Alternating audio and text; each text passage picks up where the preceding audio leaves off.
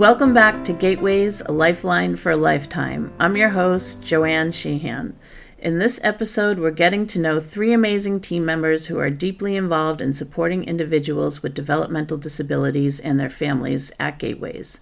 Melissa Simmons, Beck Signoretti, and Christy Fitzgibbons are here to discuss the work they do every day, helping people coordinate services, make informed choices, and live more independently with the support they need.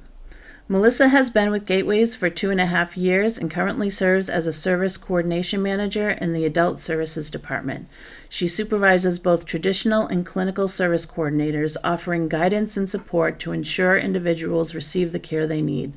Melissa specializes in preventative services and risk mitigation, making an essential part of the Adult Services team. Beck is a clinical service coordinator who has been with Gateways for 5 years and expertly balances a clinically complex caseload. Whether she's in the office leading meetings or out in the community visiting homes and work sites, Beck takes initiative and advocates with fervor, always with an ever-present understanding of the needs of the individuals served, families, and teams to ensure the best possible outcomes.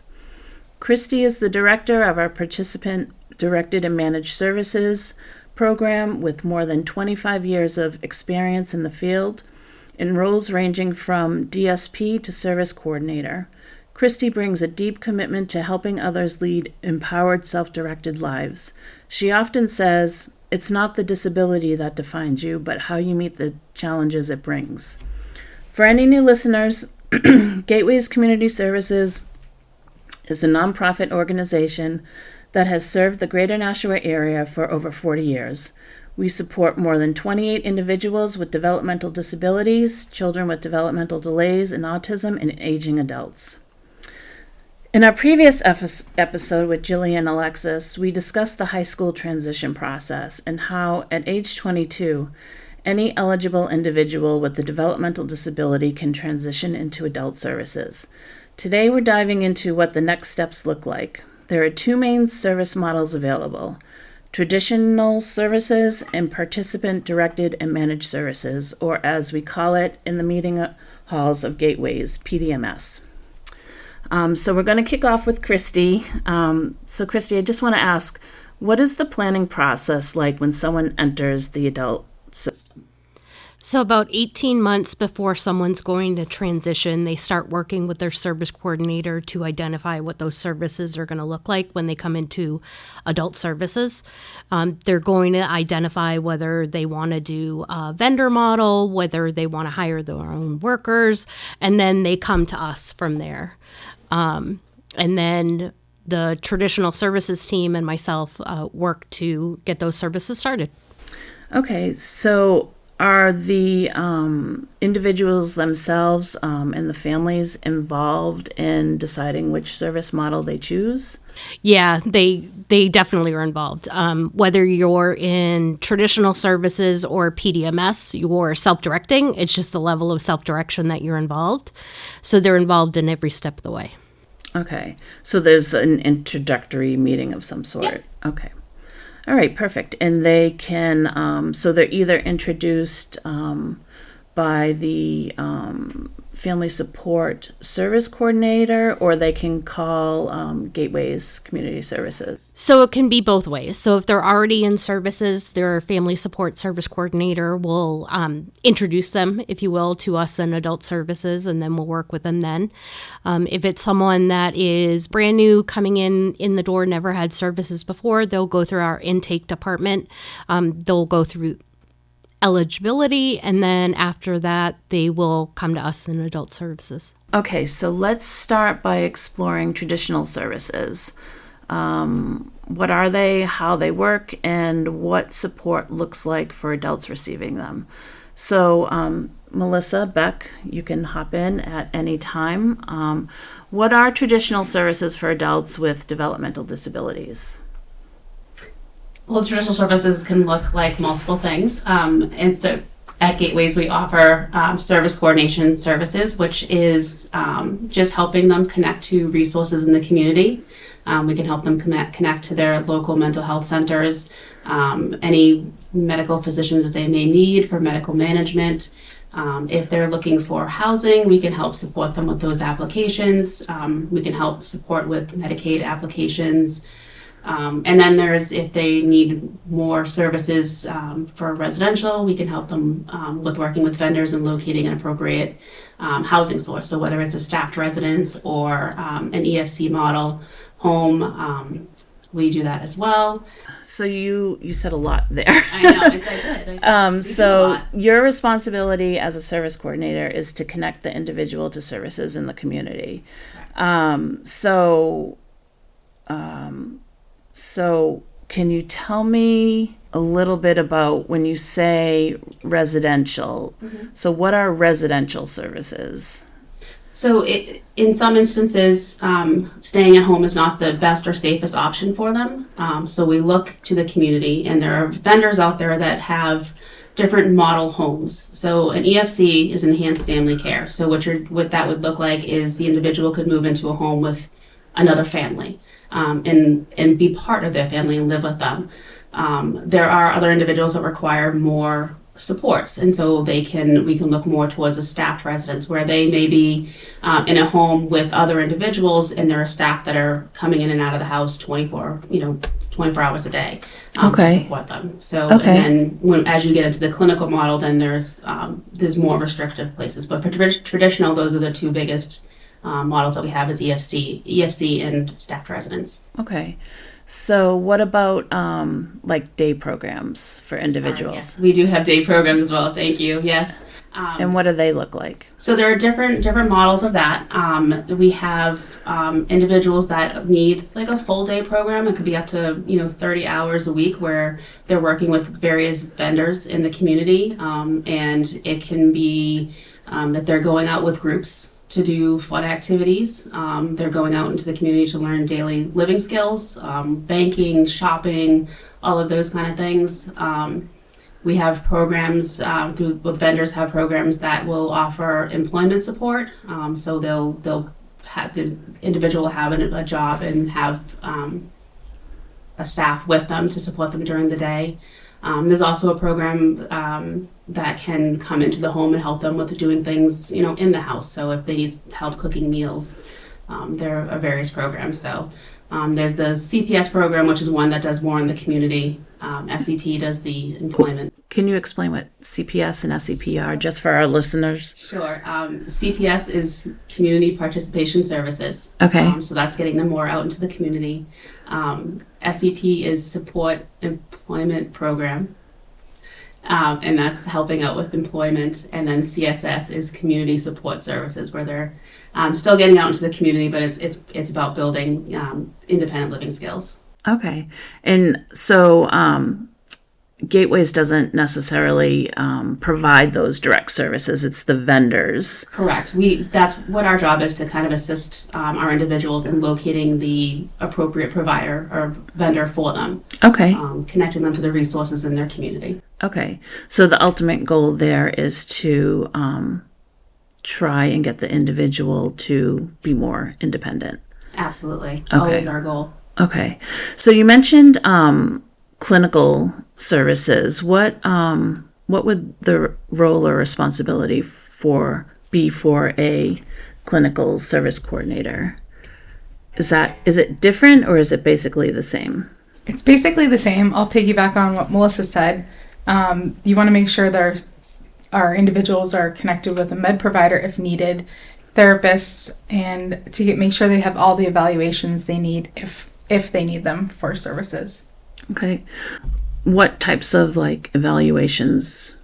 There's something called a neuropsych, which a doctor would evaluate. It's an intensive, really detailed process. It takes several hours to do, but that end result, the summary, will help the service coordinator really capture what the individual needs for services, and we can go from there as a team to best support them.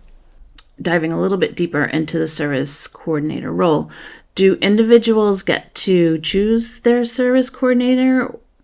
Absolutely. So when you come through intake, you're usually assigned a service coordinator, but if you prefer someone different, you can absolutely request someone different to kind of meet your needs, or if you don't mesh well, you can find someone that gets you and understands you a little bit better.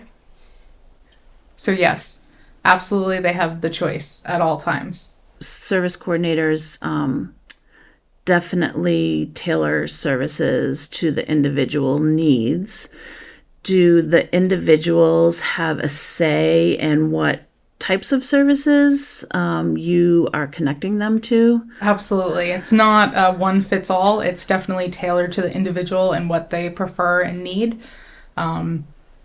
If sometimes they might want to live independently, but we as a team decide that they need the extra support, the ultimate goal is to help the individual live independently. However, sometimes they need the extra support to make it there for their end goal. Okay. I really like that. I really like how the individual is involved in that process. I just want to jump a little bit to Medicaid. How does the Medicaid application process work? Medicaid is required to have gateway services. So we try to, if they don't have Medicaid when they first come in, we do try to help them with the application process. We do have someone in family supports now that is helping us take on that task because it is a huge role. And I know the families have a lot of frustrations with the process and it takes a very long time. And we get frustrated too because we're anxious to get up and rolling with them, but we have to kind of wait for everything to be approved.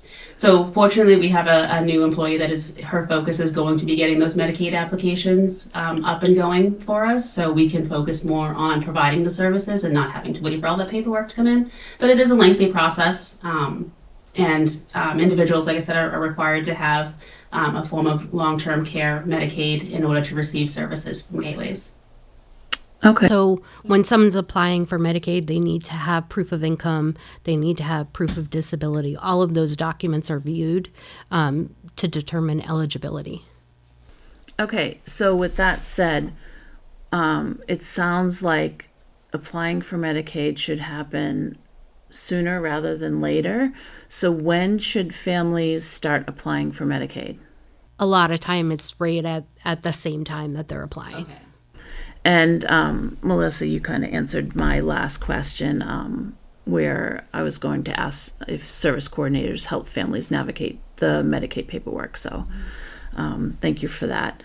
So Christy, let's shift to the other service model, participant-directed and managed services, or PDMS. This approach gives individuals and families more control.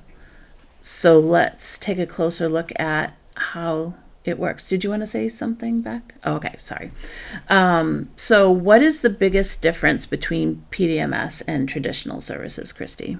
So for services in general, we like to say that they're self-directing their services. It's just the level of engagement that they have for the services. So in PDMS, it's a much higher level of engagement. The families are involved in managing all aspects of their programming, whether it's managing their budget, managing the services, managing the staff, and they're responsible for the day-to-day logistics. Okay. That is a big role for the family.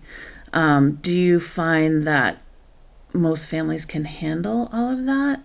A lot of times families get scared in the beginning. Our service coordinators work with them hand in hand through the process.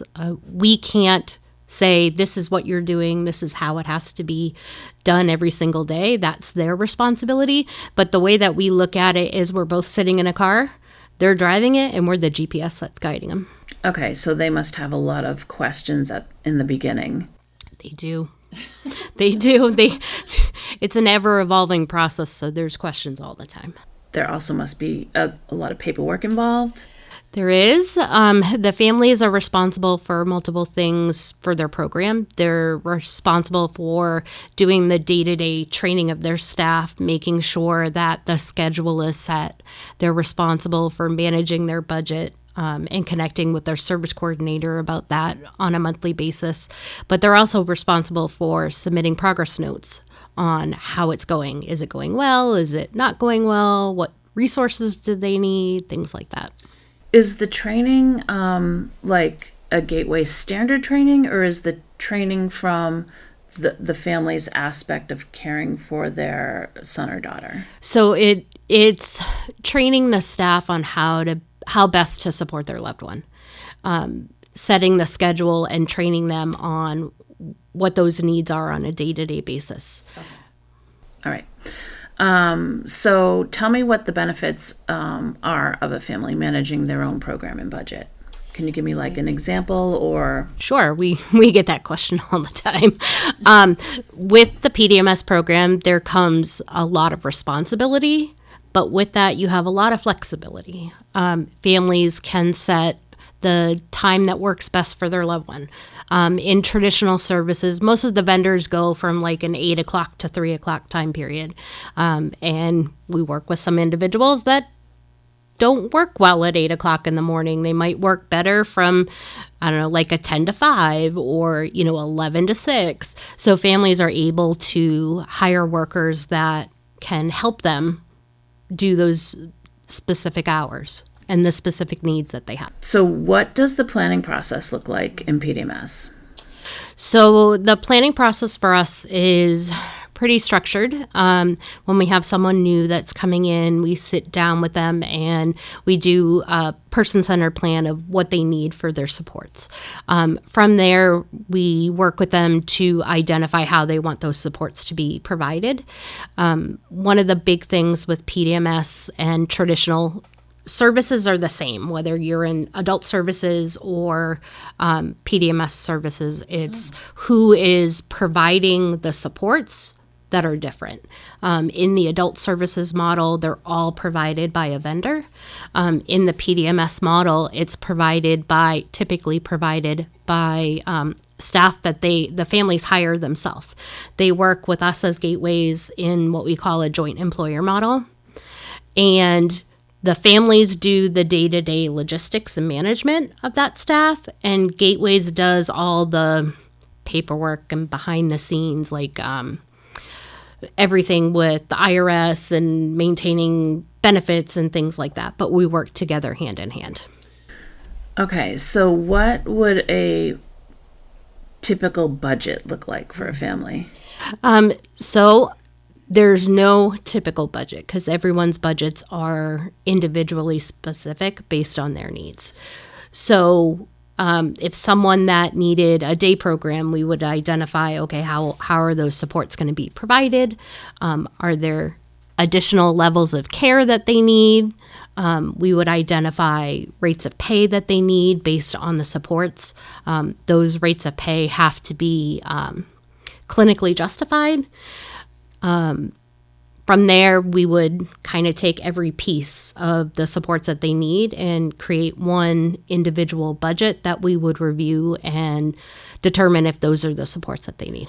So does each line item need to be justified? Yes. Everything that's in a paid supported model has to have justification. It's Medicaid dollars that we're using to pay for those services. Okay. So you have to have some type of a justification for the supports. Okay, so can you give me some examples of like what those line items might be? I know you mentioned like hiring workers, so payroll would be one of them, obviously. Payroll and benefits. Okay. For any specific programming like the CPS services, the SEP, the CSS that they had talked about earlier. You have the benefits, you have the rate of pay, you have any training supports that are in there. If we have someone that is a non-paid family member that is providing supports and they have to give medications, we're talking medication management costs that are in there. So those are just what we call like the core service costs. Mm-hmm. But there are other things that can be put into a budget based on their support needs. So things like respite, which is a short-term break for the family. Mm-hmm. That's all individually specific. We have things, we call it community integration services. So what those are clinically justified supports. That could be a camp service. It could be therapeutic horseback riding. It could be therapeutic music therapy. Okay. Is there anything else you want to share that I didn't touch upon about the PDMS model? I think one of the things that's important in both models is whether you're getting traditional services or PDMS services. One of the other things that comes up a lot is we have to do home visiting depending on the supports that are in place. And those visits are 4 times a year. And for some families, it can seem really invasive. You're having someone come into your home, they're seeing what's there, but it is part of the requirements in the programming that's done. We also do quarterly satisfaction surveys to make sure everything is going well. If it's not, we make adjustments as needed. But probably the biggest thing is that there's monthly contact. And that monthly contact is not just, hi, how you doing? You're going over, okay, what's going well this month? What hasn't gone well this month? What do you need? What do you need to put for supports in place? Sometimes it's, I don't know what I need. And I need to talk to someone and they can tell me what it is. So we have that monthly contact every month. And I'm assuming that's all documented. Yeah, everything, we like to say in the business, if it's not documented, it didn't happen. So everything that happens gets documented in one way or another. Okay, so if you go to a person's home and they're not satisfied, you kind of like try and make them happy, or try and find a fix. Yeah, finding a fix is important. You're not going to make everyone happy all the time. It's just, it's not going to happen. But you do the best that you can to make sure that what is there is as best to the ability as possible. I think one of the things none of us mentioned was before any services are starting, you have to have a service agreement to identify what those support needs are. So that service agreement justifies everything that's either in a traditional budget or a PDMS budget. Okay, so to start, you have to have a service agreement. This is good. What types of things are in the service agreement? So at the beginning of the service agreement, we have a profile that identifies all their support needs, current support needs, as well as historical support needs. We have identified like medical challenges that are going on, diagnoses, what do they need supports with, what can they do on their own, what do they like, what do they not like. We have in there triggers. I don't know if you guys have anything specific, if it's a clinical. Clinical, we look at supervision levels, so what kind of supports they'll need throughout the day. That's usually detailed throughout there. If they have a risk management plan, that will be in there. If they have a behavior plan, that will also be noted in there, as well as, what am I forgetting, Melissa? Well, when we identify the different vendors and the services that are provided, there's a goal that needs to be established for each service. So we are monitoring the goals, like Christy had said, we're having monthly contact in the homes quarterly, but we're asking about the goals and making sure that our individuals are progressing on the goals. So that's a big part of what's in our service agreement too.